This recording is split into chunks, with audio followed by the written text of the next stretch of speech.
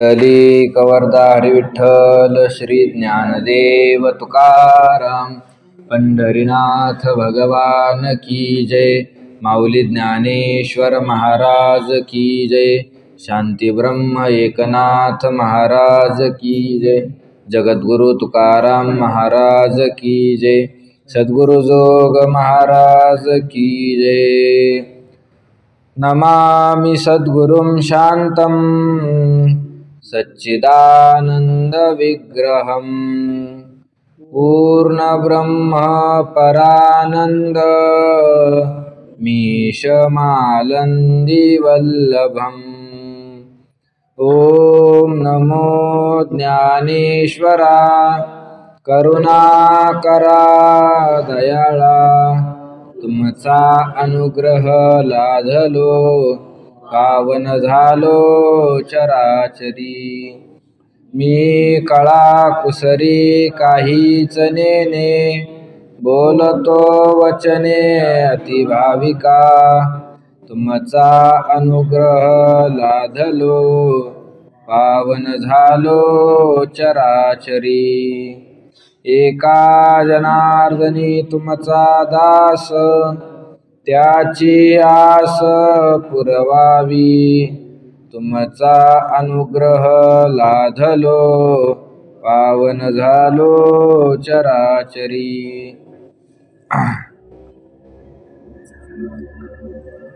तेथ तुम्ही जे करू म्हणाल, ते आपैसे सिद्धी जाईल आणि वांछितही पुरेल मानसीचे। तिसऱ्या अध्यायामध्ये भगवान अर्जुनाला उपदेश करत असताना एक कथा सांगत आहे। ती कथा सृष्टीच्या आरंभीची कथा आहे। सृष्टीची उत्पत्ती होण्याच्या वेळेला ब्रह्मदेवाने ही सगळी सृष्टी जेव्हा निर्माण केली, तेव्हा सृष्टीसोबतच सर्व प्राण्यासोबतच स्वधर्म यज्ञ निर्माण केला। आणि स्वधर्म यज्ञ कसा आहे, काय आहे, त्याचं अनुष्ठान कसं करावं, त्याने काय प्राप्त होईल, या सगळ्या गोष्टी ब्रह्मदेव त्या प्रजेला सांगत आहे। त्या ठिकाणी म्हणतात की तुम्ही देवा ते भजाल देव तुम्हा तुष्टतील, ऐशी परस्परे घडेल प्रतिजेथ। स्वधर्म यज्ञाच्या बाबतीत भगवान म्हणतात तुम्ही देवा ते भजाल। तुम्ही जर स्वधर्माचा यज्ञ केला, देवाचं तुम्ही जर भजन केलं, देवाला तुम्ही शरण गेले, अशी साधना जर तुम्ही केली, तर देव तुम्हा तुष्टतील, सगळे देव तुमच्यावर प्रसन्न होतील। ऐशी परस्परे घडेल प्रतिजेथ। मग देवाचं आणि तुमचं परस्परामध्ये काय होईल? प्रेम होईल, प्रेम। पुढं ज्ञानोबा बोलतात, तेथ तुम्ही जे करू म्हणाल, ते अपयशी सिद्धी जाईल वांछितही पुरेल मानसीचे। तेथ तुम्ही जे करू म्हणाल, मग त्या ठिकाणी तुमच्या अंतःकरणामध्ये जी इच्छा होईल, तुम्ही जे करू, हे करू ते करू, असं जर तुम्ही फक्त वाचेने म्हटले, तर ते अपयशी सिद्धी जाईल। स्वधर्म यज्ञ जर तुम्ही करत असाल, तर आपोआपच तुम्ही म्हटलेलं सगळं कार्य काय होईल? पूर्ण होईल, पूर्ण। तुम्ही अंतःकरणामध्ये इच्छा केली की ती इच्छा आपोआपच पूर्ण होईल। वांछितही पुरेल मानसीचे। मानसीचे म्हणजे अंतःकरणातील, मनामधील। वांछित जी इच्छा केली आहे ती पुरेल, ती सगळी इच्छा तुमची काय होऊन जाईल? पूर्ण होऊन जाईल। आपला स्वधर्म, आपल्या वाट्याला आलेलं जे कर्म आहे, ते यथायोग्य पद्धतीने कर्माचं आचरण जर केलं, तर ते कर्म काय करतं? तुमच्या अंतःकरणामधील सगळ्या इच्छा काय करून टाकतं? पूर्ण करून टाकतं। एखाद्याच्या अंतःकरणात इच्छा झाली मला धनसंपत्ती पाहिजे, त्याला धनसंपत्ती प्राप्त होते। एखाद्याला वाटलं मला मान पाहिजे, त्याला मानही प्राप्त होतो। एखाद्याला सत्ता पाहिजे असेल, पद पाहिजे असेल, त्या मनुष्याला सत्ता प्राप्त होती। त्याच्या अंतःकरणात जे पद आहे, ते पद सुद्धा त्याला प्राप्त होतं। म्हणजे स्वधर्म यज्ञाने होणार नाही असं काहीच नाही। पुढे ज्ञानोबा बोलतात, वाचा सिद्धी पावाल आज्ञापक होआल, म्हणे तुमते मागतील महारुद्धी। वाचा सिद्धी पावाल, वाचा सिद्धी पावाल। तुम्ही जर ठरवलं आणि स्वधर्म यज्ञाचं जर यथायोग्य पद्धतीने पालन केलं, तर वाचा सिद्धी पावाल। तुम्ही काय होणार? वाचा सिद्धी पावाल। तुमची वाचा म्हणजे वाणी सिद्ध होईल, सिद्ध तुमची वाणी सिद्ध होईल. वाणी सिद्ध होणे म्हणजे काय, तर वाणीच्या ठिकाणी असं काहीतरी सामर्थ्य येतं की वाणी जसं सांगेल तसेच सगळे कार्य घडायला लागतात. याला म्हणायचं वाचा सिद्धी पाहावाल. संत महात्म्याच्या जीवनामध्ये ही वाचा सिद्धी आलेली असते. त्यांच्या वाणीमध्ये अशी ताकद असते, ते जे सांगतील ते आपोआपच होत राहतं, जे सांगतील ते आपोआप होत राहतं. ज्ञानोबारायांच्या जीवनामधील दृष्टांत आहे. ज्ञानोबाराच्या काळामध्ये राजाला मुलगी झाली. त्या राजाला अनेक मुली झाल्या, परंतु मुलगा व्हावा अशी काय होती, अपेक्षा होती. अनेक मुली झाल्या. मग राजाने सांगूनच ठेवलं, आता जर तुला मुलगा झाला नाही, ह्यावेळेस जर तुला मुलगीच झाली परत, तर तुला काय करीन मी, दंड देईल, असं सांगितलं. आता राणी घाबरली. तिच्या तरी विचारायच्या काय हातात, आता मुलगा होणार की मुलगी होणार. ती घाबरली. ठरल्याप्रमाणे तिला परत मुलगीच झाली. मुलगा होण्याच्या ऐवजी मुलगीच झाली. पण तिची जी दासी होती, त्या दासीने काय सांगितलं, नाही नाही नाही, आता महाराजला सांगायचंच नाही मुलगी झाली म्हणून. त्या दासीने सांगितलं, सगळ्याला सांगा महाराजाला काय झाला, मुलगा झाला, मुलगा झाला, मुलगा झाला. सगळीकडे दवंडी पिटली. महाराजाला सांगितलं मुलगा झाला, मुलगा झाला. मग काय महाराजांनी साखरपान आणि ते सगळ्या गावामध्ये वाटलं, राज्यामध्ये सगळा मोठा आनंद उत्सव साजरा केला. अनेक वर्षानंतर काय झाला, मुलगा झाला म्हणून आनंद उत्सव साजरा केला. पण दासीने सांगितलं, मुलगा तर झालेला आहे, पण तुम्हाला मुलाचं काय करता येणार नाही, तोंड पाहता येणार नाही. कारण ते अशा नक्षत्रावर जन्मलं की बापाने जर तोंड पाहिलं तर मुलगा मारणार आहे. तुम्ही मुलाचं तोंड तुम्हाला पाहता येणार नाही, असं सांगितलं. मग तो आनंद उत्सव झाला. हळूहळू हळूहळू दिवस निघून गेले. मग राजाच्या लक्षात येऊ नये म्हणून त्यांनी सगळं त्याला मुलीसारखंच केलं. आपलं मुलासारखं सगळे कपडे घातले. मुलगी झालेली होती, कपडे मुलाचेच घालायचे. मुलासारखं त्याला सगळं ठेवायचं. त्याचे केस कटिंग करणं सगळं मुलासारखं केलं, पालन केलं. आता मोठं झाल्यावर लग्नाची वेळ झाली. लग्न लावायचं. राजाची चिंतेत पडला, आता लग्न केलं पाहिजे. मग राजाने काय केली, दुसऱ्या राज्यामधील मुलगी पाहिली. दुसऱ्या राज्यामधील मुलगी पाहिली. आपल्या मुलासोबत हिचं काय करून देऊ, लग्न करून देऊ असं ठरलं. आता यांना पंचायत पडली, आता ही तर मुलगीच आहे, फक्त वरून वरून मुलगा म्हणून दाखवलं. एक ना एक दिवस सगळं उघडच पडणार आहे, काय करावं काय करावं अशी सगळी त्यांची अवस्था झाली. आणि एक दिवस मग त्या मुलीनेच काय केला, निश्चय केला. एक दिवस त्या मुलीनेच निश्चय केला की आपल्यामुळे हे सगळ्याला काय होऊ राहिला, त्रास होऊ राहिला. आपण मुलगा आहे असं लोकांमध्ये तर दाखवलं, पण वास्तव सगळं जर सगळ्याला माहीत झालं तर आपली काय होईल, पंचायत होईल, आईला दंड मिळेल. त्यामुळं काय झालं, त्या मुलीने अंतःकरणामध्ये निश्चय केला की आता आपल्याला काय करायचं, जगायचंच नाही, आपल्याला आता प्राणत्याग करायचा. म्हणून ते मुलीने निश्चय करून निघाली. कशासाठी, प्राणत्याग करण्यासाठी निघाली. आणि प्राणत्याग करण्यासाठी जात असताना काही वैष्णव मंडळी येताना तिने पाहिले. रस्त्याने वारकरी येत होते भजन करत भगवंताचं. आणि मग त्या मुलीला वाटलं की एरवी आपण आता काय करणार आहोत, प्राणाचा त्याग करायचाच आहे, आता आपल्याला शरीर नष्ट करायचंच आहे. मग जाता जाता साधू संत मंडळी आले, वैष्णव वारकरी मंडळी दिसतात, आपण त्यांचं काय केलं पाहिजे, दर्शन घेतलं पाहिजे. त्यांचं दर्शन घेऊ आणि मग आपल्या प्राणाचा काय करू, त्याग करून टाकू. साधू मंडळी सगळे आले होते, एका ठिकाणी बसले. आणि त्या ठिकाणी ज्ञानोबा पुढेच होते बसलेले. ती मुलगी गेली आणि ज्ञानोबारायांच्या चरणावर काय केला, माथा ठेवला.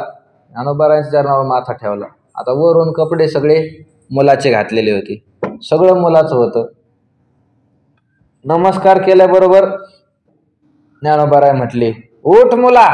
ज्ञानोबाराय म्हटले, ए मुला उठ. म्हणले, तू उठ, उभा राहा. आता ती स्त्री मुलगी ती ढसाढसा रडायला लागली. रडायला लागल्यानंतर ज्ञानोबारांनी कारण विचारलं, तू का रडते, तुझ्या रडण्याचं कारण काय आहे, तू कशासाठी रडत आहे, आमच्या दर्शनाला येऊन तू रडत का आहे. त्या ठिकाणी सगळा घडलेला प्रसंग आतापर्यंत त्या मुलीने सांगितलं. महाराज, मला फक्त वरून वरून मुलाचे कपडे घातलेले आहे, वास्तवात मी कोण आहे? मुलगीच आहे. असा असा प्रकार घडलेला आहे आणि मी प्राणत्याग करायला जात आहे असं सांगितलं. ज्ञानोबाराय म्हटले, तू खरंच मुलगा आहे, तू मुलगी नाही, तुला फक्त मुलाचे कपडेच घातले असं नाही, तू खरंच कोण आहे? मुलगा आहे. मुलगा. तिने सांगितलं, नाही महाराज, मी मुलगीच आहे, मुलाचे कपडे घातले. ज्ञानोबारायांनी सांगितलं, शब्द माझा आहे, शब्द जो मी फेकलेला आहे तो शब्द माझा आहे, दुसऱ्या कोणाचा शब्द नाही. हा शब्द खोटा जाऊच शकत नाही. लटिके वचन नाही देही उदासीन. संत महात्म्याचं जे शब्द असतात, लटिके वचन नाही, त्यांच्या मुखातून पडलेला शब्द कधीच खोटा होत नाही. आणि ज्ञानोबारायांनी त्या स्त्रीच्या मस्तकावर काय केला? हात ठेवला आणि हात ठेवल्या क्षणीच त्या स्त्रीचा काय झाला? पुरुष झाला. स्त्रीचा तो केला पुरुष उभा, जिही निमिष मात्रे देह पालटिला. आणि स्त्रीचा तो केला पुरुष उभा. ज्ञानोबारायांनी त्या मुलीचाच काय केला? मुलगा केला. मुलगा कशामुळे झालं हे? वाचा सिद्धी पावाल. ज्ञानोबारायांची वाचा कशी होती? सिद्ध वाचा होती. सिद्ध जे म्हणतील ते आपोआपच घडत होतं. ही वाचा सिद्धी ज्ञानोबारायांच्या ठिकाणी प्राप्त होती. सगळ्या संत मंडळीच्या ठिकाणी, सगळ्या संत मंडळीचे ग्रंथ जर तुम्ही वाचले तर अनेक दिवसानंतर पुढं काय घडणार आहे सगळं लिहून ठेवलेलं आहे. नाथ महाराजांचे अभंग, तुकोबारायांचे अभंग जर वाचले तर त्यात कलियुगामध्ये पुढं काय काय होणार आहे सगळं लिहून ठेवलेलं आहे. सगळं नाथ महाराजांच्या अभंगामध्ये तर फार विस्ताराने त्याचं वर्णन केलेलं आहे. निर्गुण निराकार दादा माहूर माझे गाव, शकून सांगावया आले यमाई माझे नाव. त्या अभंगामध्ये जर पाहिलं सगळं सांगून ठेवलं आहे पुढं काय काय होणार आहे. 5 वर्षाची मुलगी भ्रतार मागेन, 6 वर्षाची स्त्री गरोदर राहीन, सगळं वर्णन. आणि ते सगळं जसं जसं संतांनी सांगितलं ते आता काय होत आहे? हळूहळू हळूहळू सगळं घडायला लागलं. सगळं घडायला लागलं. ही त्यांच्या ठिकाणची काय आहे? वाचा सिद्धी आहे. वाचा सिद्धी. त्यांच्या वाणीने ते सांगितलं ते होणारच आहे, होणारच आहे. त्यांची वाणी सिद्ध झालेली आहे. तुकोबाराय म्हणतात, मागे संती होते जे जे सांगितले ते येऊ लागले अनुभवा. त्याच काळातील तुकोबाराय म्हणतात, मागच्या संतांनी ज्ञानोबारायांनी, नामदेवरायांनी, नाथ महाराजांनी जे काही सांगून ठेवलेलं आहे ते येऊ लागले अनुभवा. सगळं माझ्या अनुभवाला यायला लागलं. कशामुळं? ही वाचा सिद्धी आहे. त्यांची वाचा सिद्ध झाली होती. ते जे म्हणतील ते काय होत असतं? पूर्ण होत असतं. ज्ञानोबाराय तेच सांगतात, वाचा सिद्धी पावाल अज्ञापक व्हाल म्हणे तुमते मागतील महारुद्धी. वाचा सिद्धी तुम्हाला प्राप्त होईल जर तुम्ही स्वधर्म यज्ञाचं अनुष्ठान केलं तर. त्यानंतर अज्ञापक व्हाल, दुसऱ्याला आज्ञा देण्याचं सामर्थ्य तुमच्यामध्ये येईल. एरवी जीवन जगत असताना आपण दुसऱ्याच्या स्वाधीन होऊन जीवन जगतो, परतंत्र होऊन जीवन जगतो. स्वधर्म यज्ञाचं अनुष्ठान जर केलं, आपापल्या वाट्याला आलेलं जे कर्म आहे ते कर्म जर आपण करीत राहिलो तर त्याने असा प्रभाव मनुष्याच्या ठिकाणी येतो की तो आज्ञापक होतो. आज्ञापक. दुसऱ्याला आज्ञा देण्याचं सामर्थ्य त्याच्यामध्ये येत असतं. अनेक लोकांचा तो मालक होतो. आज्ञापक व्हाल. सगळ्या संत मंडळीच्या ठिकाणी हा आज्ञापकपणा आलेला आहे. सगळे संत मंडळी आज्ञा देणारे झाले. आज्ञा देणारे. संतांनी जसं सांगितलं तसं सगळ्याला काय करावं लागतं? आचरण करावं लागतं, वागावं लागतं. यमधर्म वाटप आहे निरंतर, जोडून या करतिष्ठ तशी. यमधर्म सुद्धा काय करतो? हात जोडून उभा राहतो. महाराज द्या आज्ञा आम्हाला, काय आज्ञा आहे, काय आज्ञा आहे. मग संतांनी जशी आज्ञा केली तसं यम काय करतो? वागत असतो. ते आज्ञापक व्हाल. वैकुंठामध्ये जरी गेला, सत्यलोकामध्ये जरी गेला, स्वर्गलोकामध्ये जा, कुठंही जाऊ एखादा वैष्णव, तो जिथं जाईन तिथं सगळे काय करतात? आज्ञाच त्यांची मानतात. तुम्ही आज्ञा करा, आज्ञा करा. आज्ञापक व्हाल म्हणे तुमते मागतील महारुद्धी. महारुद्धी तुमते म्हणे मागतील. मोठमोठाल्या रुद्धी, मोठमोठाल्या सिद्धी, हे सगळे तुम्हाला आज्ञा मागायला येतील. म्हणे मागतील म्हणजे आज्ञा मागतील तुम्हाला. महाराज आम्हाला आज्ञा करा, महाराज आम्हाला आज्ञा करा. तुकोबारायांच्या दारामध्ये सगळ्या सिद्धी, सगळ्या रुद्धी लोटांगण घालत होत्या. महाराज आता तरी आम्हाला काहीतरी काम सांगतील, आता तरी आम्हाला काहीतरी काम सांगतील म्हणून रिद्धी सिद्धी काय करायच्या, लोटांगण घालायच्या दारामध्ये. जैसे ऋतुपतीचे द्वार वनश्री निरंतर ओळगे फळभार लावण्यशी. जैसे ज्याप्रमाणे ऋतुपतीचे द्वार, ऋतुपती म्हणजे वसंत ऋतू, ऋतूंचा मालक असणारा असा जो आहे तो वसंत ऋतू. 6 प्रकारचे ऋतू आहे. वर्षामध्ये 12 महिने असतात आणि 12 महिन्यामध्ये 6 ऋतू येतात.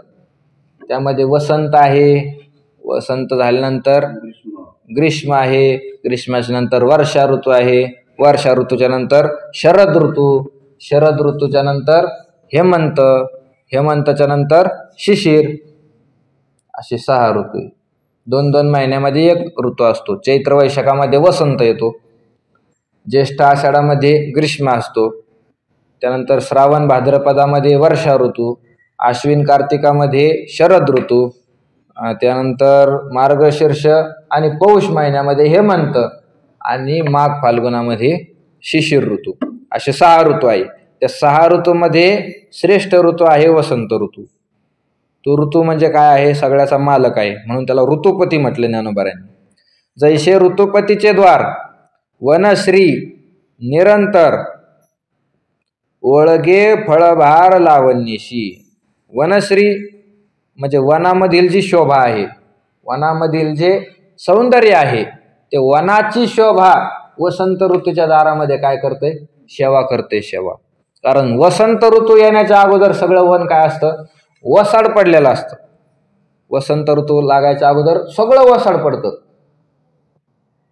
कोणालाही त्या वनामध्ये जावं वाटत नाही. पशुपक्षी बळच त्या ठिकाणी दिवस पूर्ण करत असतात, कोणालाच त्या ठिकाणी करमत नाही. पण चैत्राचं एकदा आगमन झालं की चैत्र महिना लागल्याबरोबर वसंत ऋतू येतो आणि वसंत ऋतू एकदा त्या अरण्यामध्ये लागला काय होतं, सगळ्या झाडा झुडपाचे जेवढे काही पानं पडून गेले त्या सगळ्या झाडाला नवी पालवी फुटते, नवीन ताजे ताजे कवळे कवळे पान झाडाला फुटतात आणि सगळ्या वनामध्ये एक नवीन काय येतं, चैतन्य येतं, चैतन्य वसंत ऋतू आल्यावर. मग त्या ठिकाणी ओळगे फळभार लावण्यशी, आपलं जे सौंदर्य आहे त्या सौंदर्यासोबतच फळभार म्हणजे प्रत्येक झाडाला येणारे वेगवेगळे प्रकारचे फळं, प्रत्येक झाडाला येणारे वेगवेगळे प्रकारचे फुलं, या सगळ्या सौंदर्यासहित ती वनाची शोभा काय करते, निरंतर ऋतुपतीचे द्वार ओळगे, नेहमी त्या वसंत ऋतूच्या द्वारामध्ये सेवा करते. त्याचप्रमाणे या सगळ्या रिद्धी सगळ्या सिद्धी तुमच्याकडे येतील. महाराज आम्हाला काहीतरी काय करा, आज्ञा द्या, तुमची काय सेवा करू आम्ही, अशा प्रकारे तुमची सेवा करण्यासाठी येतील. इष्टान भोगान ह्यो देवा दास्यन्ते यज्ञ भाविताः तैर्दत्तान प्रदायेभ्यो यो भुंक्ते तेन एव सह. ही कारण यज्ञ भाविताः देवा, तुम्ही यज्ञ केल्यानंतर जे देव संतुष्ट होतात, मनुष्याने यज्ञ केला की ते यज्ञाच्या द्वारे सगळी आहुती कुठे जाते, देवापर्यंत जाते. यज्ञाच्या द्वारे सगळी आहुती, त्याच्यामध्ये काय टाकतील, तूप टाकलं, त्याच्यामध्ये तांदूळ टाकले, त्याच्यामध्ये उडीद टाकले, यज्ञामध्ये जे जे काही अन्न टाकतो आपण ते सगळं अन्न कुठं जातं, देवाला प्राप्त होतं. त्या अन्नाच्या जीवावर सगळे देव काय करतात, आयुष्य जगत असतात. म्हणजे यज्ञाच्या द्वारे हे सगळं अन्न तिथपर्यंत जातं. त्यानंतर पिंड जर केला, पिंडाच्या द्वारे सगळं अन्न कुठं जातं, पित्रापर्यंत जातं, पित्राला अन्न जातं. तसं आहे यज्ञ भाविताः, यज्ञ करून जे संतुष्ट झालेले देवता आहे, देवाहा ते सगळे देवता, वह इष्टान भोगान दास्यन्ते, तुम्हाला जे काही इष्ट भोग आहे ते सगळे तुम्हाला अनुकूल भोग ते देऊन टाकतील. तुम्हाला जे पाहिजे ते सगळं ते देव तुम्हाला देतील. आणि तैही दत्तान, त्यांनी जे काही दिलेलं आहे ते सगळं यभ्यः अप्रदाय, त्या देवांना परत न देता, यो भुंक्ते, जो त्याचं सेवन करतो, सहजतेन एव, तो काय आहे, चोर आहे, तो चोर. ज्ञानोबा म्हणतात तैसे सर्व सुखे सहित दैवाची मूर्तिमंत येईल देखा काढत पाठी तुम्हा पाठी.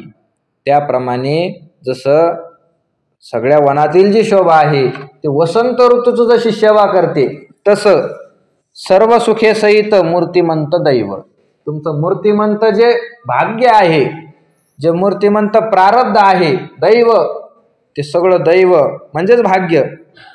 भाग्य कशाला म्हणतात? भाग्य फळले बहुता दिसा, पुण्य उदयाचा, पुण्य फळले बहुता दिसा, भाग्य उदयाचा ठसा, झालो सन्मुख तो कैसा संत चरण पावलो. तुकोबारांनी एकाच शब्दामध्ये सांगितलं की पुण्य फळले बहुता दिसा, भाग्य उदयाचा ठसा. आपण जे काही पुण्य केलेलं आहे ते पुण्य फळाला येणं, फळ देण्यासाठी ते पुण्य वर येणं, याला काय म्हणतात? भाग्य म्हणतात. भाग्य. आपल्या संचितामध्ये पापही असतं आणि पुण्यही असतं. तर आपण केलेलं पुण्य जेव्हा आपल्याला फळ देण्यासाठी सन्मुख होतं तर त्या फलोन्मुख झालेल्या पुण्याला काय म्हणतात? भाग्य म्हणतात. भाग्य.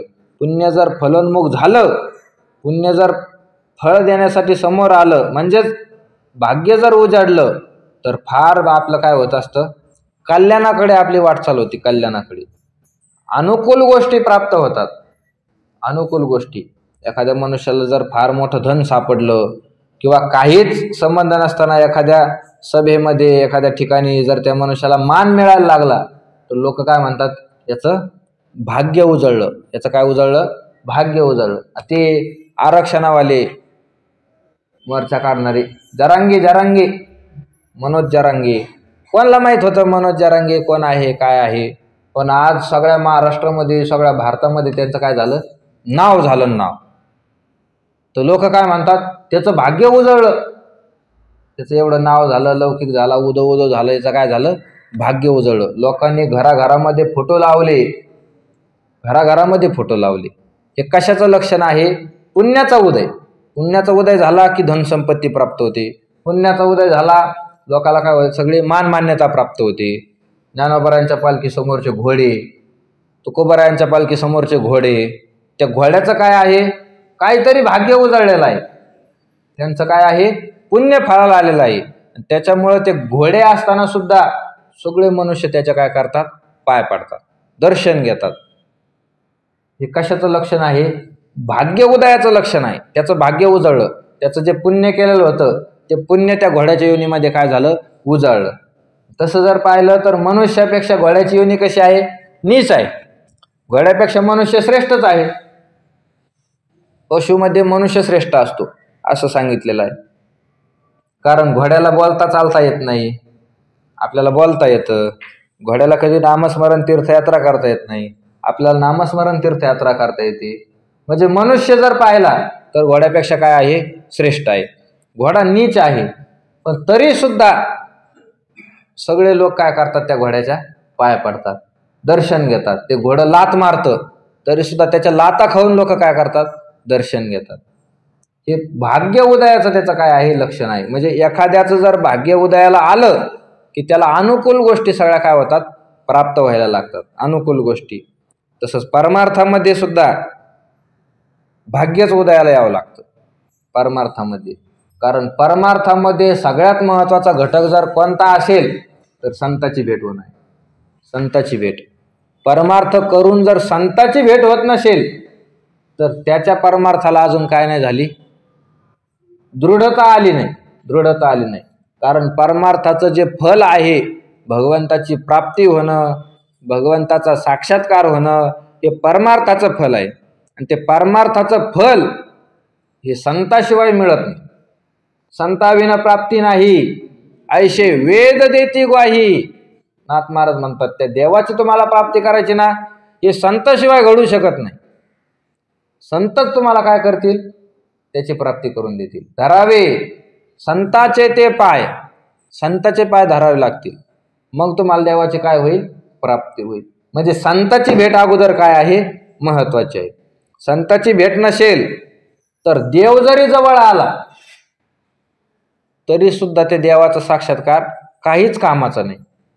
संताच्या द्वारे देवाचा जर साक्षात्कार झाला तरच तो साक्षात्कार मनुष्यासाठी कल्याणकारक आहे. पण संताच्या विरहित जर तुम्हाला देव भेटत असेल तर ते देव भेटणं सुद्धा काहीच कामाचं नाही. नामदेवरायाच्या जीवनातील केवढा मोठा दृष्टांत आहे. नामदेवरायासोबत देव रोज बोलत होते. नामदेवरायाच्या हाताने देव जेवण करत होते, नामदेवरायासोबत गप्पा मारत होते, नामदेवरायासोबत सगळ्या वाळवंटात हिंडत होते.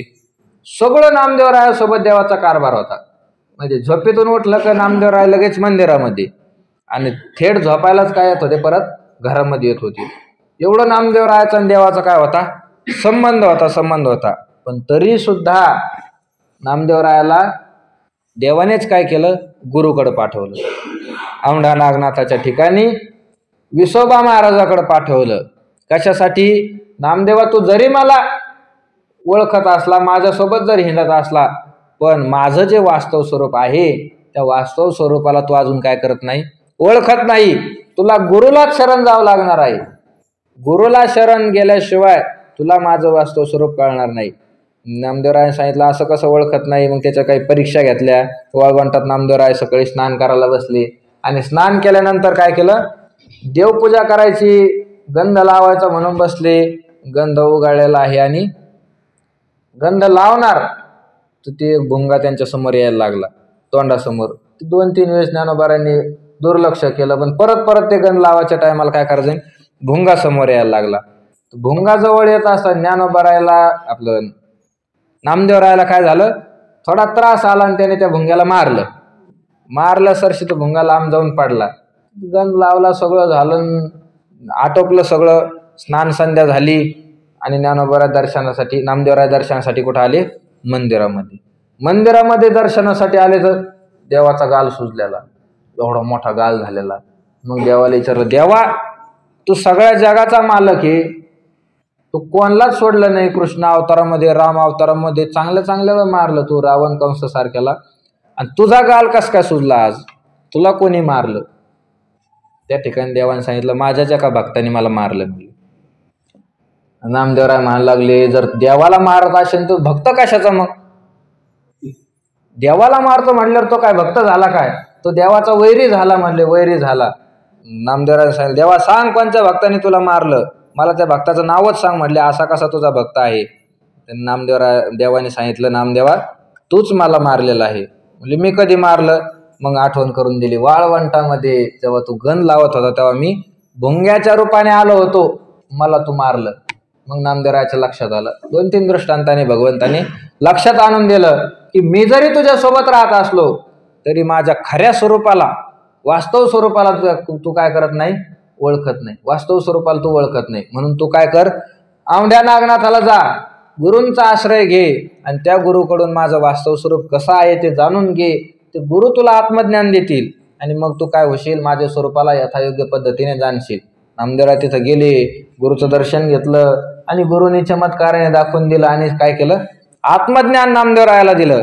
आणि परत नामदेवराय आल्यानंतर भगवंतांनी परीक्षा घेण्याची ठरवली, आणि नामदेवराय भोजन करत असताना देवाने कुत्र्याचं रूप घेतलं, आणि कुत्र्याचं रूप घेतल्यानंतर नामदेवरायाच्या जवळ आले आणि भाकर उचलून नेली, आणि देव ते कुत्र्याच्या रूपामध्ये काय करायला लागले, पळायला लागले. तर नामदेवराय तुपाची वाटी घेऊन देवाच्या मागे पळाले. देवा, नुसती भाकर नका खाऊ, त्याला तूप लावून देतो.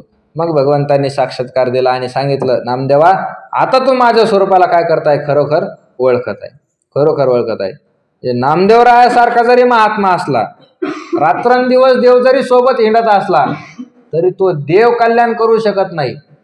तो देव गुरुच्या मार्फत कळला पाहिजे. गुरुने त्याचा साक्षात्कार, संतांनी साक्षात्कार दिला पाहिजे. म्हणून आपल्या जीवनामध्ये संताची भेट काय आहे, महत्वाची आहे. संताच्या भेट झाल्याशिवाय त्याच्या परमार्थाला पूर्णताच येत नाही. संताची भेट महत्वाची आहे. आणि संताची भेट महत्वाची जरी असली तर संत काय असे बाजारामध्ये हिंडत नाही. गेला मनुष्य आणि संताला भेटला, असं संत सगळीकडे हिंडता फिरताना दिसत नाही. संताची भेट होणं दुर्लभ आहे, बहु अवघड. अशी संत भेटी तरी जगजेठी करुणा केली.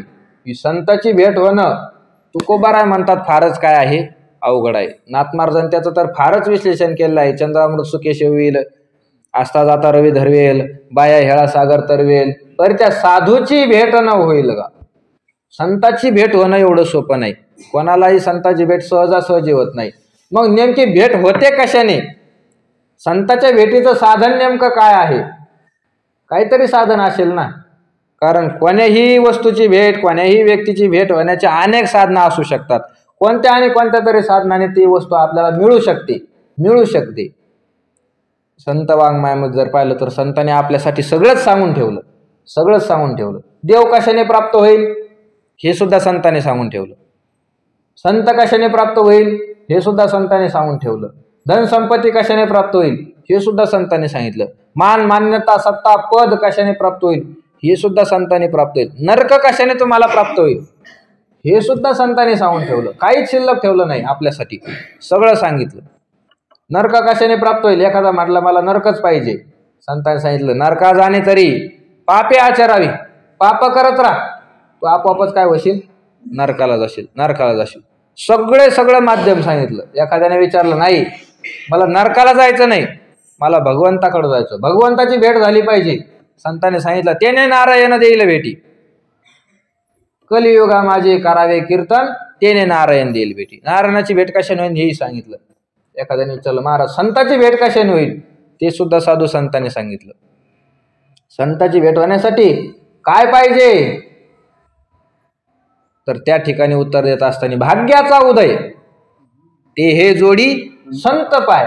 संताच्या पायाचं, संताच्या चरणाचं जर तुम्हाला प्राप्ती घडवून घ्यायची असेल, संताची भेट व्हावी असं वाटत असेल, तर त्याला साधन एकमेव आहे, भाग्याचा उदय.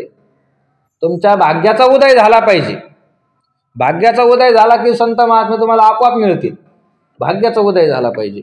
भाग्याचा उदय होणं म्हणजे काय, जे काही पुण्य आपण केलं आहे ते पुण्य फल देण्यासाठी पुढे आलं पाहिजे. मग त्या भगवंताची, त्या संताची काय होत असते, प्राप्ती होत असते. पुण्याशिवाय त्या संताची प्राप्ती कोणत्याही साधनाने होत नाही. पुण्याशिवाय प्राप्ती. कोण पुण्य यांचा होईन सेवक, जिही द्वंद्वाधिक दुराविले. पुण्य करावं लागतं तेव्हा काय होतं, संताची भेट होते. कोण पुण्य कोणा गाठी, ज्याशी आईशी यांची भेटी, जिही हरी धरिला मनी दिले संसाराशी पाणी. तुकोबाराय म्हणतात ज्या लोकांना संत महात्मे भेटले त्यांचं काय पुण्य असेल, कोण पुण्य कोणा गाठी, किती त्यांनी पुण्य केलेलं असेल. तर पुण्याशिवाय साधू संताची काय होत नाही, आपल्याला भेट होत नाही. त्यांची भेटेसाठी काय लागतं, पुण्य लागतं. बरं, नाथ महाराजांनी त्याच्यामध्ये सुद्धा अजून सूक्ष्मता सांगितलेली आहे. जे पुण्य लागतं त्या पुण्याचा दर कसा पाहिजे, त्या पुण्याची प्रत, त्या पुण्याची तयारी, पुण्याची लायकी कशी पाहिजे ते सांगत असताना भागवतामध्ये नाथ महाराज सांगतात, निष्कामता निजदृष्टी अनंत पुण्य कोट्यानुकोटी, रोकड्या लाईजे पाठो वाटी, तै होय भेटी हरिप्रियाची. हरिप्रियाची भेटी तै होय. हरिप्रिय म्हणजे संत, भगवंताला जे आवडतात ते संत. त्या संताची भेट होणार तुम्हाला, पण त्याच्यासाठी काय पाहिजे, एकतर अनंत पुण्य कोट्यानुकोटी पुण्य पाहिजे, आणि ते पुण्य सुद्धा अनंत पाहिजे, त्याला पारावार नाही. एवढं पुण्य तुम्हाला करावं लागेल. आणि तेवढं पुण्य करून भागत नाही, नुसतं आज केलं उद्या केलं, ह्या जन्मात थोडंफार केलं त्या जन्मात थोडंफार केलं असं पण नाही. रोकड्या लाईजे पाठोवाटी म्हटलं, एकामागं एक पुण्य त्याला चालूच पाहिजे. सकाळी पुण्य, दुपारी पुण्य, संध्याकाळी पुण्य, आज पुण्य, उद्या पुण्य, परवा पुण्य. प्रत्येक जन्मामध्ये काय करावं लागतं, पुण्य साचत राहावं लागतं पाठोवाटी. आणि ते पुण्य सुद्धा रोकडं पाहिजे, रोकडं, उधार फिदार काय नाही, रोकडं पुण्य लागतं. एवढं सगळं पुण्य करावं लागतं. एवढं जरी केलं तरी देवा संताची भेट होईल असं सांगता येत नाही. एवढं करून सुद्धा ते पुण्य कसं पाहिजे, निष्कामता निजदृष्टी, निष्काम भावनेने केलेलं पुण्य पाहिजे. मला याच्यापासून धनही नको, मला या पुण्यापासून मानही नको, मला या पुण्यापासून दुसरं काहीच नाही पाहिजे, फक्त माझा उद्धार झाला पाहिजे, असं निष्काम पुण्य. आणि निजदृष्टी, आपल्या आत्म्याकडे दृष्टी ठेवून, उद्धाराकडे नजर ठेवून ते पुण्य केलेलं पाहिजे.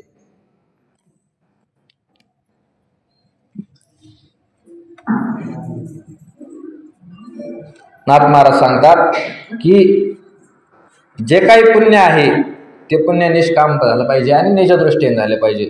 मग असं जर पुण्य केलं तर त्या मनुष्याला काय होत असते, संताची भेट होत असते. संताची भेट तर भाग्याचा उदय ते हे जोडी संत पाय. संताचे पाय जोडण्यासाठी भाग्याचा उदय व्हावं लागतं. ज्ञानोबा ते सांगत, तैसे सर्व सुखे सहित दैवची मूर्तिमंत, येईल देखा काढत तुम्हा पाठी. त्याप्रमाणे सगळ्या सुखाच्या सोबत मूर्तिमंत तुमचं भाग्य काय होईल, तुमच्या पाठीमागे येईल. शोधत येईल तुमचं भाग्य, तुमचं दैव. त्या दैवाचा, त्या भाग्याचा काय होईल? उदय होईल आणि ते तुमच्या पाठीमागे लागेल. कुठं आहे, कुठं आहे, मी त्याच्याकडे येणार, त्याला सगळे सुख मी प्राप्त करून देणार, असं तुमच्या पाठीमागे लागेल. सर्व सुखे सहित दैवाची मूर्तिमंत येईल देखा काढत तुम्हा पाठी. कधी? जर तुम्ही स्वधर्माचं आचरण केलं, स्वधर्म यज्ञाचं आचरण केलं, स्वकर्म केलं तर. ऐशे समस्त भोग भरित होआल तुम्ही अनार्थ, जरी स्वधर्म एक निरत वर्ताल बापा. बापा हे अर्जुना, जरी स्वधर्म एक निरत वर्ताल, नुसतं स्वधर्माचं आचरण करत जर तुम्ही राहिले, दुसरं काहीच केलं नाही, आपल्या वाटेला आलेलं कर्म करत राहायचं, कर्तव्य बुद्धीने करत राहायचं, असं जर केलं तर समस्त भोग भरीत, सगळ्या भोगाने तुम्हाला काय होईल? सगळ्या भोगाची प्राप्ती होईल आणि तुम्ही अनार्थ व्हाल. आणि एक दिवस असा येईल की तुमच्या ठिकाणची जेवढ्या काही इच्छा आहे त्या सगळ्या इच्छा काय होतील? मरून जातील, सगळ्या इच्छा नष्ट होऊन जातील. अगोदर इच्छा राहील आणि स्वधर्माचं आचरण केल्यामुळे तुम्हाला सगळ्या इच्छा प्राप्तही होतील. आणि एक दिवस असा येईल की इच्छाच मरून जाईल, काहीच इच्छा तुम्हाला राहणार नाही, तुमचं जीवन निरीच्छ होऊन जाईल. की झाली या सकळ संपदा, जो अनुसरेल इंद्रिय मदा, लुब्ध होऊन या स्वादा विषयांची. आता सगळं प्राप्त झाल्यानंतर जो परत स्वधर्माचं आचरण करतच राहतो त्याचं वर्णन सांगितलं.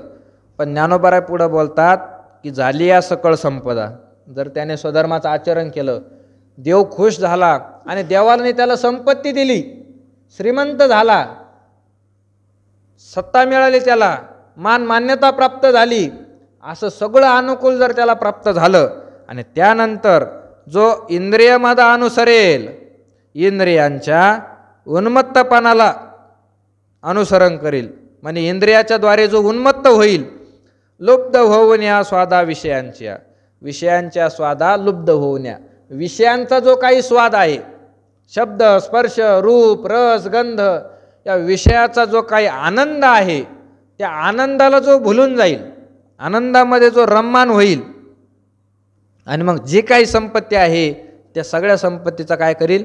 दुरुपयोग करील. तीही यज्ञ भावी ती सुरी, जे हे संपत्ती दिधली पुरी, तया स्वधर्मी सर्वेश्वरी न भजेल जो. तीही सर्वेश्वरी, यज्ञ भावी ती सुरी, म्हणजे यज्ञाने प्रसन्न झालेले ते काय देवता आहे त्या सगळ्या देवता, सूर म्हणजे देवता, जे हे संपत्ती दिधली पुरी, भरपूर संपत्ती ते देतील तुम्हाला. आणि त्यांनी दिलेली जी काही संपत्ती आहे तया स्वधर्मी सर्वेश्वरी न भजेल जो, त्या सगळ्या संपत्तीने जो देवाचं भजन करणार नाही. कारण देव संतुष्ट झाल्यानंतर आपल्याला जी काही संपत्ती देव देतात ती संपत्ती कशासाठी आहे? त्या संपत्तीचं आपण पुण्यामध्ये काय केलं पाहिजे? रूपांतर केलं पाहिजे. त्या संपत्तीच्या द्वारे आपण काय केलं पाहिजे?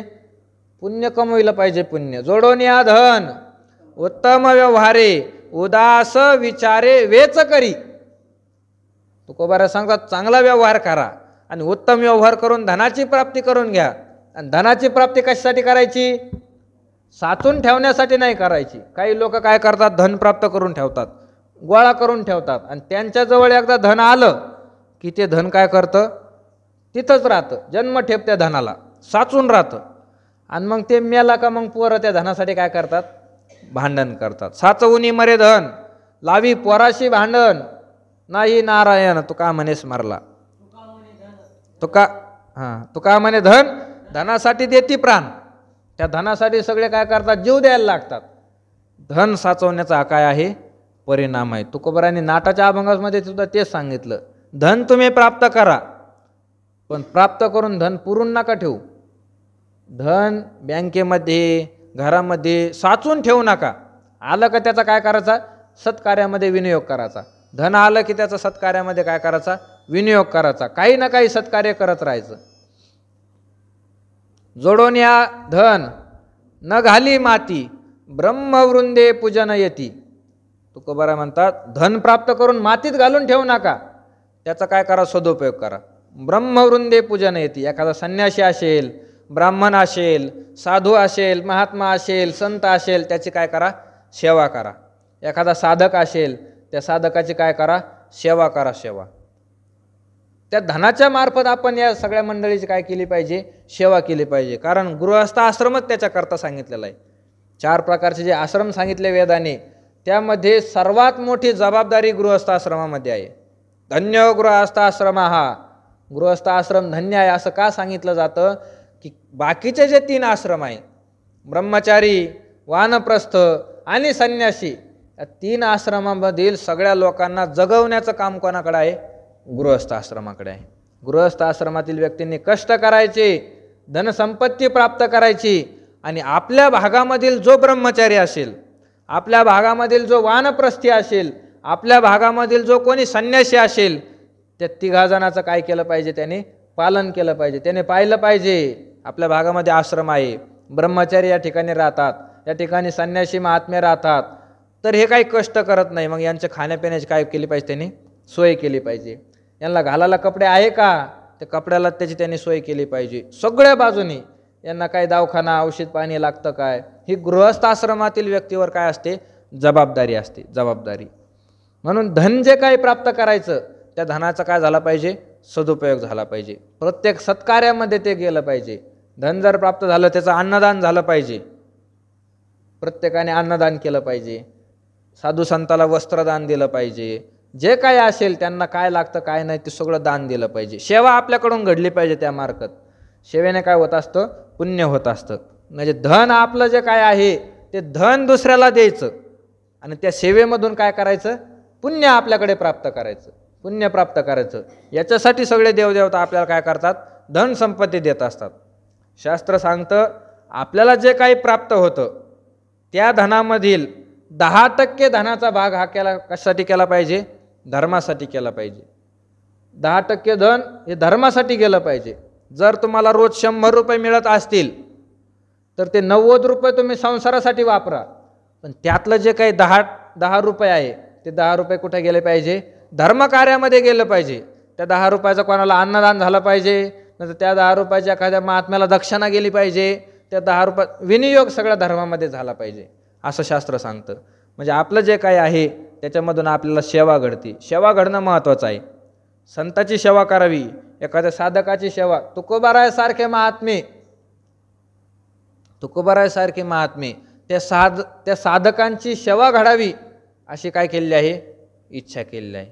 तुकोबाराय म्हणतात, आपुल्या हिता जो आशे जागता, धन्य माता पिता तयाचे. आपल्या हिताकरता जो जागरूक झालेला आहे, ज्याने सगळ्या संसाराचा त्याग केला, विषयाचा त्याग केला, देवाच्या प्राप्तीसाठी तो काय करतो, आता साधना करतो, असा एखादा साधक असेल, धन्य माता पिता तयाच्या, त्याचे आईबाप धन्य आहे.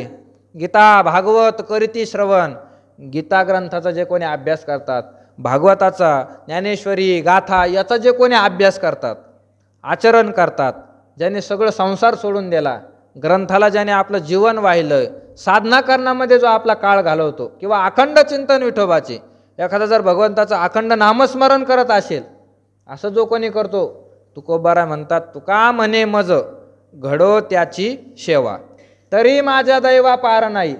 त्या महात्म्याची, त्या साधकाची मला काय घडावी, सेवा घडावी.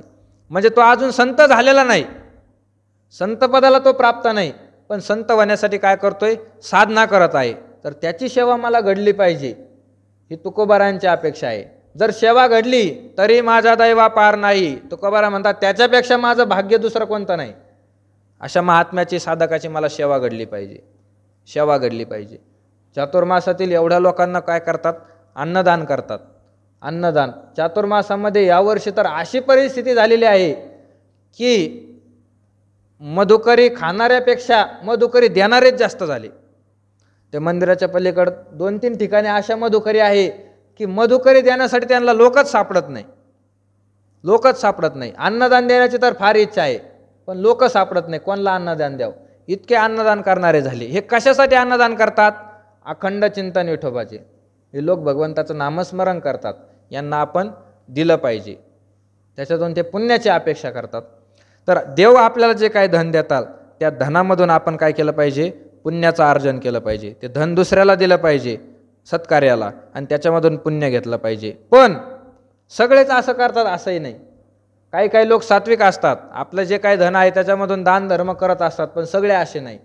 काही लोक असेही असतात की ते धन गोळा करतात आणि त्या धनाचा काय करतात, दुरुपयोग करतात. दुरुपयोग ज्ञानोबा म्हणतात, तीही यज्ञ भावी ती सुरी, जे हे संपत्ती दिधली पुरी. जी काही देवाने संपत्ती दिली त्या स्वधर्मी सर्वेश्वरी न भजेल जो. आपल्या स्वधर्म यज्ञामध्ये जो काही सर्वेश्वर भगवान परमात्मा आहे, त्या भगवान परमात्म्याच्या सेवेमध्ये जर त्याने धन खर्च केलं नाही, गावामध्ये मंदिराचं बांधकाम चालू आहे, मस्त पैसा जवळ आहे, पण मंदिराच्या बांधकामाला काय करत नाही, दक्षिणा देत नाही. गावामध्ये एखादा सप्ताह चालू आहे, सप्त्यामध्ये काय देत नाही, दक्षिणा देत नाही, दान धर्म करत नाही. अर्थात सप्ताह जर पुण्यासाठी एखादा करत असेल तर त्याच्यासाठी काय केलं पाहिजे, दान धर्म केलं पाहिजे. त्या सप्ताहामध्ये भगवंताचं नामस्मरण होत असेल, अखंड त्या सप्त्यामध्ये जर विना असेल, त्या ठिकाणी जर पारायण घडत असेल आणि जे काही प्रवचन कथा कीर्तन होतात ते जर निष्काम भावनेने त्या ठिकाणी होत असेल तर त्या ठिकाणी काय करावं, निश्चित दान करावं. जे काय असेल जेवढं होईल आपल्याच्याने तेवढं काय करत राहावं, त्या ठिकाणी दान करत राहावं. दान करत असताना सुद्धा पात्राचा विचार शास्त्रामध्ये सांगितलेला आहे. अन्नदान सगळ्याला करावं, सर्वभूती द्यावे अन्न, पण द्रव्य पात्र विचारून. पैशाचं दान जर तुम्ही कोणाला देत असतान तर आपण दान कोणाला देतो याचा विचार केला पाहिजे. दान देणाऱ्याने पात्राचा विचार करावा. आपण जर एखाद्याला दान दिलं आणि दान दिल्यानंतर त्या पैशाचा जर एखाद्याने दुरुपयोग केला, लोक वाळवंटामध्ये भिकारी फिरतात, 5 पैसे द्या, 10 पैसे द्या, आम्हाला 5 रुपये द्या, खायला काही नाही, उपाशी असं म्हणून तुमच्याकडून पैसे घेतले. एखाद्या भिकाऱ्याला तुम्ही 10 रुपये दिले आणि त्याने दुकानात जर जाऊन तंबाखूची पुडी खाल्ली, ते पाप सगळं तुम्हाला आहे. त्याने दुकानात जाऊन बिड्या वाढल्या, ते पाप तुम्हाला आहे. दान देणाऱ्याने त्याचा विचार करा. भिकाऱ्याने मागितलं, आपल्याला देण्याची इच्छा आहे, त्याला पैसे नाही द्यायचे, त्याला एखादा बिस्किटाचा पुडा घेऊन द्यायचा, काय लागेल त्याला खायला घेऊन द्या तुम्ही, पैसे भिकाऱ्याला द्यायचे नाही कधी. भिकारी लोक सगळे असेच उडतात पैसे. दान देताना विचार केला पाहिजे. म्हणून सप्ताहामध्ये सगळ्यांनी दान द्यावं, पण दान देण्याच्या अगोदर सप्ताह करणारा जो महाराज आहे तो सप्ताह कशासाठी करतो याचा अगोदर काय करायचं, डोक्यामध्ये विचार करायचा. कशासाठी सुरू आहे ते पाहायचं. जर त्या ठिकाणी कथेचा विक्रय होत असेल, कीर्तनाचा विक्रय होत असेल तर अशा सप्ताहामध्ये पैशाचं दान करायचं नाही. त्या सप्त्यामध्ये तुम्ही पंगत घाला, पंगत द्यायची, पण अशा ठिकाणी पैशाचं दान द्यायचं नाही. कारण तुम्ही दिलेला जो पैसा आहे ते वर्गणी सगळी जमा झाली की त्या पैशामधून त्या कीर्तनकाराला काय करतात, हे पाकिट भरतात, कीर्तनकाराला पाकिट भरतात, आणि हे शास्त्राने निषिद्ध सांगितलं. मग याचं जे काही पाप आलेलं आहे, गुरुवरे बाबा सांगत आहेत असतात की ज्याने ज्याने त्या सप्त्याला वर्गणी दिली ते सगळ्याच्या माथ्यावर हे पाप येऊन बसतं कथेच्या विक्राचं. म्हणून दान तर द्यावं, पण विचार करून काय केलं पाहिजे, दान दिलं पाहिजे. मग एखादा जर अशा ठिकाणी दान देत नसेल, भगवंताच्या मंदिराला जर एखाद्या ठिकाणी दान देत नसेल, किंवा एखाद्या ठिकाणी यज्ञ सुरू आहे, यज्ञाच्या ठिकाणी दान दक्षिणा देत नसेल, सत्कार्य चालू आहे त्या ठिकाणी दान दक्षिणा देत नसेल, स्वधर्मी सर्वेश्वरी न भजेल जो, किंवा अग्निमुखी हवन न करील देवता पूजन, प्राप्त वेळे भोजन ब्राह्मणाचे. अग्नीच्या मुखामध्ये जर एखाद्याने हवन केलं नाही, अग्नीच्या मुखामध्ये हवन करणं म्हणजे यज्ञ करणं. यज्ञ करणं हे काय आहे, धर्म आहे. यज्ञ धर्मम चरामी, कर्म धर्मम चरामी. यज्ञ करणं हा धर्म आहे. तो धर्म जर एखादा करत नसेल, नाही आपल्याच्याने यज्ञ होत, पण जे कोणी यज्ञ करतात तर ते यज्ञ करणाऱ्या लोकांना आपण काय केलं पाहिजे, मदत केली पाहिजे. जर आपल्याकडे गावरान गाय आहे, त्या गावरान गाईचं दुधाचं तूप करावं आणि यज्ञ करणाऱ्या एखाद्या महात्म्याला देऊन टाकावं, या तुपाचं तुम्ही काय करा, यज्ञ करण्यासाठी घ्या, अशी मदत केली पाहिजे. पण यज्ञमुखामध्ये अग्निमुखामध्ये जर एखादा हवन करीत नसेल, किंवा न करील देवता पूजन, भगवंताचं पूजन एखादा करत नसेल, भरपूर धनसंपत्ती घरामध्ये आहे पण त्याच्या घरामध्ये एकही देवाची मूर्ती नाही, असं जर एखादा करत असेल, त्या धनाने भगवंताची मूर्ती आणावी, ती मूर्ती आणून घरामध्ये प्राणप्रतिष्ठित करावी, तिचं काय करावं, रोज पूजा करावी. पूजा करण्यासाठी फुलं आणावे, विकत हार आणावा, तुळशी आणाव्या, आणि सगळ्या सामोपचार साहित्याद्वारे काय करावे, भगवंताची पूजा करावी. दही दुधाने स्नान घालून, तुपाने स्नान घालून, गोमूत्राने स्नान घालून भगवंताची पूजा करावी. भगवंताला रोज तुपाचा दिवा लावावा, भगवंताला रोज धूप लावावा, ही सगळी देवाची जी पूजा आहे ते जर एखादा करत नसेल, न करील देवता पूजन, किंवा प्राप्त वेळे भोजन ब्राह्मणाचे, प्राप्त वेळे भोजन ब्राह्मणाचे म्हणजे भोजन करत असताना एखादा ब्राह्मण आला, एखादा संत महात्मा आला, त्याला जर एखादा भोजन देत नसेल, अतिथी दारामध्ये आला, कारण पंचमहायज्ञ जे सांगितले त्या पंचमहायज्ञामध्ये भूतयज्ञ, मनुष्ययज्ञ, देवयज्ञ, ऋषीयज्ञ हे सगळे सांगितलेले आहे. रोज आपण भोजन करताना हे केलं पाहिजे. आता लोक काहीच करत नाही. जुन्या लोकांचं जर आपण पाहिलं, जे काही जुने लोक आहे, जुने लोक काय करायचे, जेवायला जर बसले तर जेवायला बसल्यानंतर चतकोर चपाती, चतकोर भाकर बाजूला काढत होते. मग अन्नामध्ये जेवढे पदार्थ आहे थोडी भाजी त्याच्यावर टाकायची, भजे, कुरडई, पापड सगळं त्याच्यावर टाकायचं आणि त्या नैवेद्याला अगोदर काय करायचं, पाणी फिरून घ्यायचं. मग आपल्या ताटाला पाणी फिरून काय करायचं, भोजन करायचं. आणि ब्रह्मार्पणम ब्रह्मावीर ब्रह्माग्नो ब्रह्मणाहुतम ब्रह्मेव तेन गंतव्यम ब्रह्मकर्म समाधीना, असं भोजन करायचे. आणि मग तो बाजूला काढलेला घास, तो घास काय करायचा, गाईच्या मुखामध्ये द्यायचा. याला भूतयज्ञ म्हणतात. कारण आपण जे खातो अन्न, त्या अन्नावर हे सगळ्याचं काय असतं, अधिकार असतो. लोकांनी सगळं सोडून दिलं, आता लोक आपलंच खायला लागले, आपलंच. आपल्या अन्नातून दुसऱ्याला गेलं पाहिजे. कधी कधी आपल्या दारामध्ये पाखरं येतात, त्या पाखराला काही गव्हाचे दाणे, तांदळाचे दाणे, डाळीचे दाणे टाकले पाहिजे. त्याच्या मार्फत आपल्याला पुण्य मिळत असतं. रोज गाईला नैवेद्य दिला पाहिजे. गाईला नैवेद्य दिल्याशिवाय भोजन करू नये, याला भूतयज्ञ म्हणतात. आणि त्याचसोबत अतिथी भोजन, जर कोणी अतिथी आपल्या गावामध्ये आला असेल मंदिरामध्ये, त्याच्याकडे जावं, त्याची सेवा करावी, त्याला आपल्या घरी घेऊन यावं, त्याला भोजन द्यावं, असं अतिथीचं भोजन. कारण विनमुख गेली अतिथी ने सुकृताची संपत्ती. अतिथी आपल्या दारामधून जर विनमुख गेला तर आपलं काय करत असतो, पुण्य नेत असतो. म्हणून अतिथी दारात आला का आपल्याला जे असेल ते आपण काय करावं, त्याला द्यावं. हे मनुष्याचं काय आहे, कर्तव्य आहे, कर्तव्य. सुदामदेव ब्राह्मणाच्या जीवनामधील कथा आहे. सुदामदेव अत्यंत दरिद्री होते, ब्राह्मण होते, अत्यंत दरिद्री होते. घरामध्ये खाय प्यायला काहीच शिल्लक राहत नव्हतं. आपले जे काही पोर आहे त्या पोराला खाय प्यायला काय नाही, अंगावर घालायला कपडे नाही, तेवढंच एक वस्त्र अंगावर घालून ठेवायचे. मुलाला झोपताना पाणी पाजून झोपी घालायचं, अशी सुद्धा प्रसंग येत होता, अशी वेळ येत होती. कठीण दरिद्रीचं जीवन होतं सुदाम ब्राह्मणाचं. तसं जर पाहिलं तर सुदामदेवाचा लहानपणीचा मित्र म्हणजे भगवान परमात्मा. अख्ख्या द्वारकेचा राजा होता भगवान परमात्मा. फक्त सांगितलं असतं, देवा मला भिकारपणा आलेला आहे, तर देवाने काय काय दिलं असतं सुदामदेवाला, सगळं दिलं असतं. पण कधीही सुदामदेवाने भगवान परमात्म्याकडे काय केलं नाही, अपेक्षा केली नाही. जसं आपल्याला भगवंताने ठेवलेलं आहे तसंच राहत होते. दरिद्रीपणा, भिक्षा मागून आणायची, कोणी दिली भिक्षा तर खायची, नाही दिली तर राहिले. एकदा भिक्षा मागून आणली आणि भिक्षा मागून आणल्यानंतर मुलाबाळाला थोडं भिक्षा दिली, त्यांना पाणी पिऊन झोपी घातलं.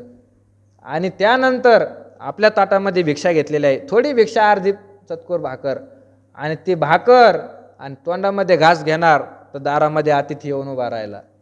दारामध्ये अतिथी आला, मी उपाशी आहे, मला कोणी खायला देईल का? सुदामदेवाने विचार नाही केला, आपण 4 दिवसापासून उपाशी आहे, एवढीच भाकर आहे ना आपल्या होईन, आपण त्याच जागे असतो तर जाय पुढच्या घरी. सुदामदेवाने त्या भाकरीमधील अर्धी भाकर काय गेली, त्या अतिथीच्या हातामध्ये दिली. हे मनुष्याचं कर्तव्य असतं. पण असं प्राप्त वेळे भोजन ब्राह्मणाचे, ज्ञानोबारांनी मुद्दाम प्राप्त वेळे शब्द वापरला.